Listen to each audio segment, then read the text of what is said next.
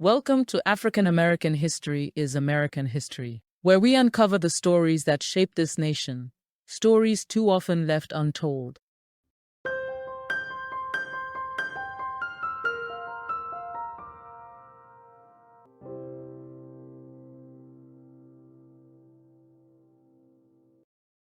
Today we're traveling back nearly 3 centuries to a place that may surprise you. No, not Jamestown, not Boston, not Philadelphia, but the salt marshes of Spanish Florida. Because there, in 1738, the seeds of freedom for African Americans were planted at a remarkable settlement called Gracia Real de Santa Teresa de Mose, better known today as Fort Mose. Fort Mose wasn't just another Spanish outpost. It was the first legally sanctioned free black community in what would one day become the United States. Imagine that. Long before the Revolution, decades before the Declaration of Independence, and over a century before the Civil War, there was already a thriving community of free Africans and African Americans living on their own terms in Spanish Florida. So, how did this happen? Well, it all began with Spain's governor, Manuel de Montiano, who offered freedom to enslaved people fleeing the British colonies if they converted to Catholicism and pledged loyalty to the Spanish crown. Many risked everything, escaping the brutal plantation system of the Carolinas and Georgia, making their way south along what became known as the first Underground Railroad, the path to Florida. In 1738, Montiano established Fort Mose as their home.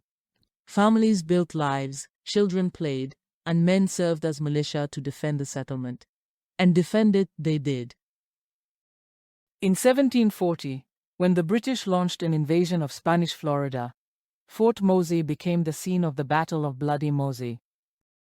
Free black fighters, alongside Spanish soldiers and native allies, retook the fort in a fierce clash, proving their courage and determination to hold on to freedom. Though the original fort was abandoned after the battle, a new Fort Mose rose again in 1752. For over a decade, it remained a vibrant center of black freedom and resilience, until 1763, when Florida passed into British hands and many residents relocated to Cuba. The story might have ended there, but history has a way of resurfacing. In the 1980s, archaeologists uncovered the remains of the second fort. And in 1994, Fort Mose was officially named a National Historic Landmark, recognized as the premier site on the Florida Black Heritage Trail.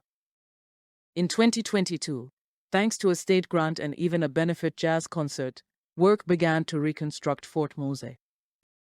By May of 2025, the replica was completed, opening its doors to visitors and becoming not just a museum of freedom, but also a gathering place for outdoor concerts, cultural events, and living history.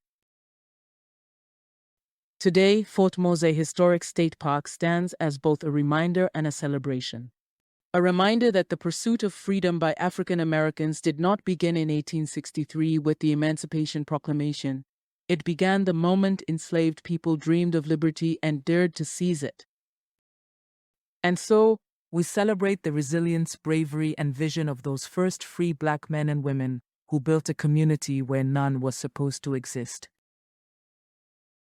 So, next time you find yourself near St. Augustine, Florida, take a trip to Fort Mose. Walk the grounds, stand by the marshes, and remember, you're standing on sacred ground, America's very first free black settlement.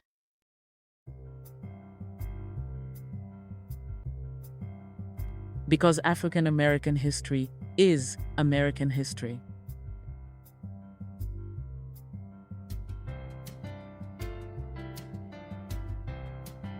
I'm Angela Equiano-Dixon. On behalf of everyone involved with African American History is American History, thank you so much for listening. Also, don't forget to like, comment, subscribe, and share this and the many other vitally important programs in the series. Thanks again. African American History is American History. Copyright H.C. Kearsley, 2025.